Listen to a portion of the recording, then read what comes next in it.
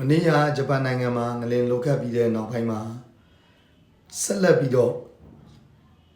ဂျပန်နိုင်ငံမှာအခုကျွန်တော်တို့ဆူနာမီမုန်တိုင်းထပ်ပြီးတော့ကြားရောက်နိုင်တယ်ဆိုတော့အချက်လက်လေးတွေကိုဂျပန်အစိုးရတရားဝင်ထုတ်ပြန်ထားတာရှိပါတယ်အဲ့တော့ဆရာမိတ်ဆွေများ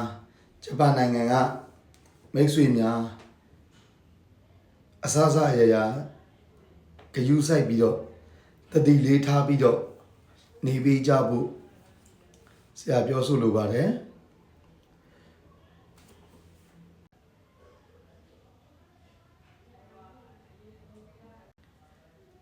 ဒီဂျပန်နိုင်ငံရဲ့ငလင်ကကျွန်တော်တို့မန္တလေးမြို့မှာကျွန်တော်တို့ကိုယ်တိုင်ကိုကြခံစားခဲ့ရတဲ့ 7.7 ငလင်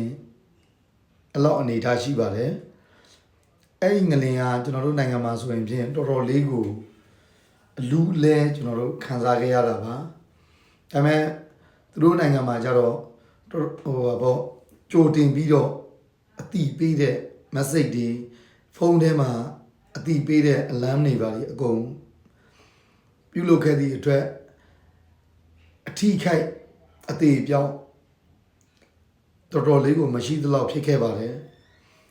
ဒါပေမဲ့ဒီဂျပန်ငလင်လောက်ခတ်ပြီးတဲ့နောက်ပိုင်းမှာပေါ့လေနော် 7.6 ဆိုတာကကျွန်တော်တို့ဒီမန္တလေးငလင်လောက်ထားခဲ့တဲ့အနေထားပါပဲဒါပေမဲ့ဒီ 7.6 လောက်ခတ်ပြီးတဲ့နောက်ပိုင်းမှာတော့မန္တလေးငလင်ကတော့ဘာလို့နဲ့တနေ့ပြေးတော့မယ်အခုတော့တော်တော်လေးကိုမန္တလေးလူတွေကငလင်နဲ့ကအသားကျတဲ့အနေအထားမျိုးတွေရှိလာတယ်တချို့တွေလည်းတော်တော်လေးကိုအလူးလဲခံစားခဲ့ရတယ်ကျွန်တော်တို့ကိုယ်တိုင်ကလည်းအလူးလဲခံစားခဲ့ရပါတယ်ဒါပေမဲ့အဲ့ဒီဂျပန်နိုင်ငံကမိတ်ဆွေတွေအစားစားအရာသတိလေးထားပြီးတော့နေပေးဖို့ပြောချင်ပါတယ်အရင်ကလည်းဒီလိုမျိုးဖြစ်ခဲ့ဘူးတဲ့ထုံးစံတွေရှိပါတယ်ဘာလို့လဲဆိုတော့အရင်ကလုံငလင်လောက်ခတ်ပြီးတဲ့နောက်ပိုင်းမှာ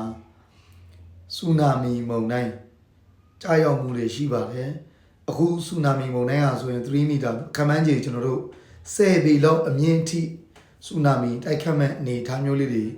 ကြော်ညာထားတာတွေရှိပါတယ်အဲ့ဒါကြောင့်အစားအစာရသတိလေးထားပြီးတော့နေပေးကြပါဘေးလူကင်းရနေရာဒေသကိုရှောက်